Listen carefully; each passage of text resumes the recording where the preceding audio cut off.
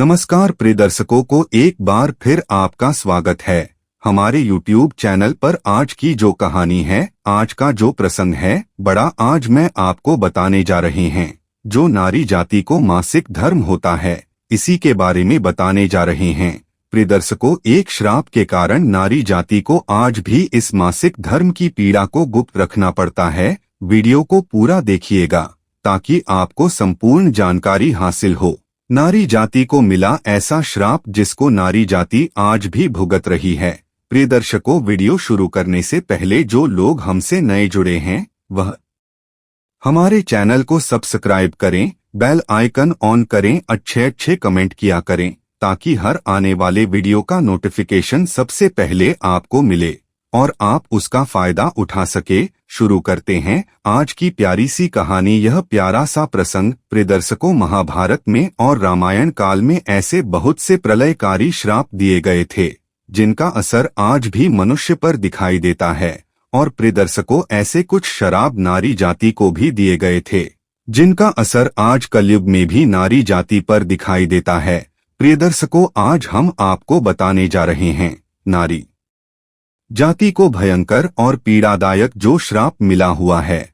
हर महीने मासिक धर्म जो नारी जाति को होता है, यह बड़ा की पीड़ादायक होता है। प्रिय दर्शकों, इसी के बारे में आज आपके संपूर्ण जानकारी मिलने वाली है कि नारी जाति को की मासिक धर्म जैसी पीड़ा क्यों मिली है। ऐसा कौन सा कारण है जिनके कारण नारी जाति को इतना कष्टदायक श्राप मिला है और जिसको आज भी नारी जाति भुगत रही है। हर महीने नारी जाति को भुगतना पड़ता है। प्रिय दर्शकों, वीडियो को पूरा देखें ताकि आपको संपूर्ण जानकारी हासिल हो। नारी जाति को इसी के साथ दूसरा श्राप पर मिला है कि नारी जाति अपने पेट में किसी बात को नहीं छुपा सकती। प्रिय दर्शकों, यह चीज को अपने महसूस भी किया होगा और आपने देखा भी होगा कि स्त्रियों के मन में, स्त्रियों के पेट में कोई बात नहीं रुकती है। कोई भी बात कितनी सीरियस क्यों ना हो, लेकिन वह बात नारी जाति के पेट में नहीं रुकती है। नारी जाति आज नहीं तो कल, कल नहीं तो परसों एक दिन नारी जाति उसे बात को एक दूसरे से कहीं देती है और उसको पता भी नहीं लगता कि उसने उसे बात को किसी से कह दिया है। बातों ही बातों में स्त्रियां उसे बात को कह देती है। प्रदर्शन को पहले हम इसी बात पर बात करते हैं कि उसके पेट में कभी कोई बात नहीं रुकती है। प्रिय दर्शकों, यह श्राप महाभारत के दौरान युधिष्ठिर ने सभी नारी जाति को दिया था। इस श्राप की कथा खुद इस प्रकार है। जब अर्जुन ने महाभारत की युद्ध में अंगराज कर्ण का वध कर दिया था, अंगराज कर्ण का वध होने के बाद माता कुंती ने कर्ण की मृत्यु पर दुखी होते हुए अपने 5 पुत्रों यानी 5 पांडवों को बताया था कि कर्ण तुम्हारा शत्रु नहीं है बल्कि तुम्हारा बड़ा भाई है, यानी तुम्हारा बड़ा भाई है। और प्रिय दर्शकों, माता कुंती ने 5 पांडवों को कर्ण की जन्म की कथा भी सुनाई थी। माता कुंती ने कारण को जन्म दिया था और अपने कुंवारेपन में भूल बस सूर्य का बीज मंत्र का जाप करके और सूर्य को प्रसन्न किया और सूर्य को आने तक मजबूर कर दिया। सूर्य को मजबूर के अपने पास बुलाया और उनके तप से कर्ण का जन्म हुआ था। और प्रिय दर्शकों, ऐसी मजबूरी में आकर कर्ण को पानी में बहा दिया गया था। जबकि सत्य को सभी पांडवों ने जाना, उनको पता चला तो 5 पांडवों को बहुत ज्यादा दुख हुआ और धर्मराज युधिष्ठिर इस बात को जानकर बहुत क्रोधित हुए और युधिष्ठिर अपनी माता कुंती पर क्रोध करती हुई बोली कि मैया, आपने हमसे कैसा अनर्थ करवा दिया है।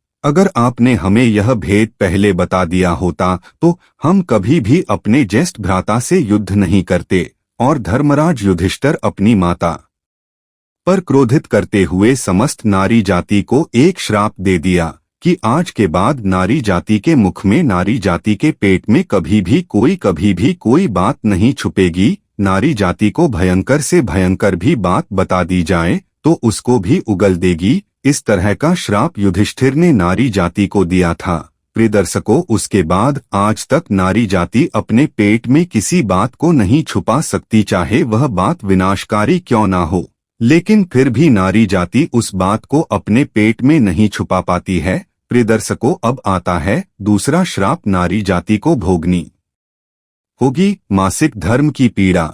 प्रियदर्शकों, महिलाओं को हर महीने में 5 दिन का मासिक धर्म होता है और इससे उन्हें बहुत ज्यादा पीड़ा भी होती है। यह पीड़ा भी नारी जाति को एक श्राप के रूप में मिली हुई है।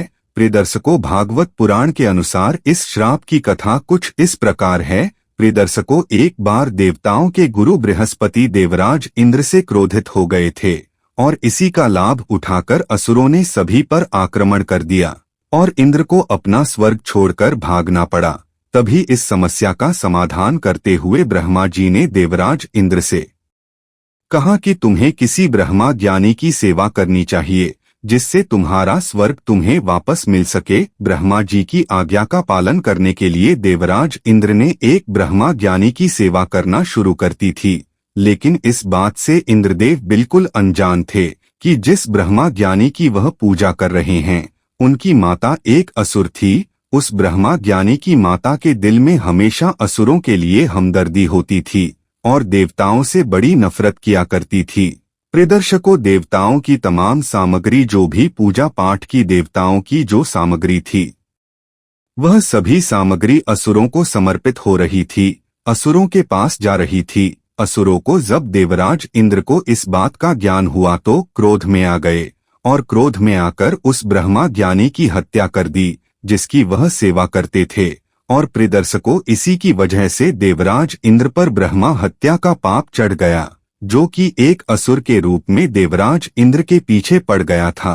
प्रियदर्शकों, इस पापी असुर से छुटकारा पाने के लिए देवराज इंद्र ने अपने आप को एक फूल के अंदर छुपा लिया था और प्रियदर्शकों 1,00,000 वर्ष तक श्री हरि विष्णु की तपस्या की और प्रियदर्शकों 1,00,000 वर्ष तक देवराज इंद्र ने भगवान विष्णु की तपस्या की थी। तब भगवान विष्णु ने खुश होकर के देवराज इंद्र को उस असुर से बचाया था और श्री हरि विष्णु ने देवराज इंद्र को उठाकर बचने के कुछ उपाय बताए। तब देवराज इंद्र ने श्री हरि विष्णु से कहा, आपको इसे 4 भागों में बांटना होगा। इस पाप के अंश को आपको 4 भागों में बांटना होगा।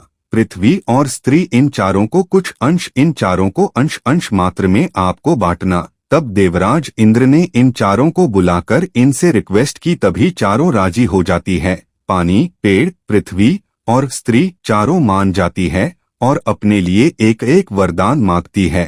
पेड़ को वरदान मिला कि वह अपने आप को कभी भी किसी भी स्थिति में जीवित कर सकता है और पानी को वरदान मिला कि किसी भी वस्तु को अच्छी तरह स्वच्छ कर सकता है, शुद्ध कर सकता है, साफ कर सकता है। और पृथ्वी को वरदान मिला कि पृथ्वी के अंदर कोई सा भी गड्ढा हो वह अपने आप बंद हो जाएगा। यह वरदान पृथ्वी को मिला। और अंत में स्त्री यानी नारी जाति को मासिक धर्म की पीड़ा मिली। इस मासिक धर्म की पीड़ा के साथ इंद्र ने नारी जाति को एक वरदान भी दिया।